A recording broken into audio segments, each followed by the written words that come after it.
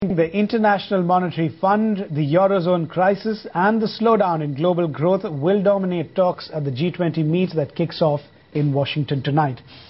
The finance ministers and central bank governors of the world's 20 most powerful economies are expected to give their nod to boosting the International Monetary Fund's war chest by $400 billion, even though the United States has decided to stay out of this deal for now.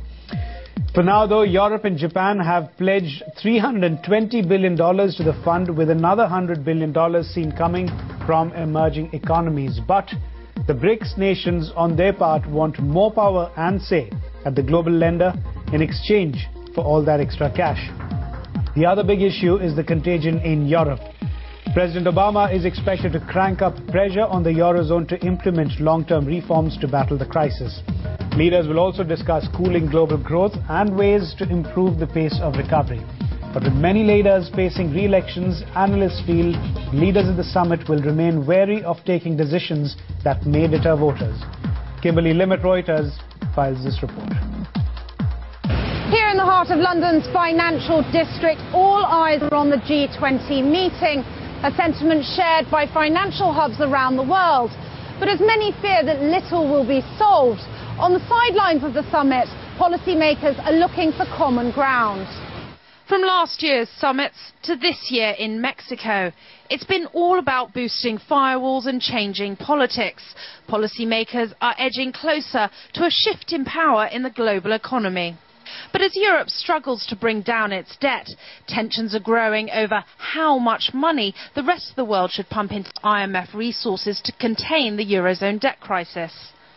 Washington is cranking up the pressure on Europe to commit long-term reforms. Washington says the US will not be putting up any more money to the IMF. But some economies, notably Canada and others, have suggested that this isn't necessarily the way to go. After all, Europe is a very wealthy region. It should be able to sort itself out. So we've already seen the likes of Ireland and Portugal and, of course, Greece receive bailouts for their massive debts. But the bigger problem now are those countries which may need a lifeline far exceeding what Europe alone can finance. The argument has always been the financial crisis started in the developed world. Emerging markets like China, Brazil, India and Russia are willing to put up more money, but they want something in return: greater voting power in the IMF. We see the BRICS country gaining further, I think, as a share of world economic output. So it is only a logical step that also they see their representation in the IMF increasing. Germany has already said it would be wrong for countries to withhold new funds, but many argue this is the greatest bargaining opportunity for emerging powerhouses to change their role with the global lender.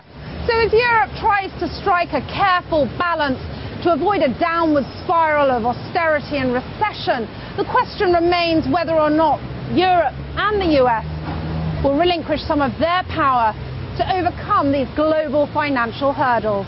Reuters correspondent Kimberly Lim in London for ET Now.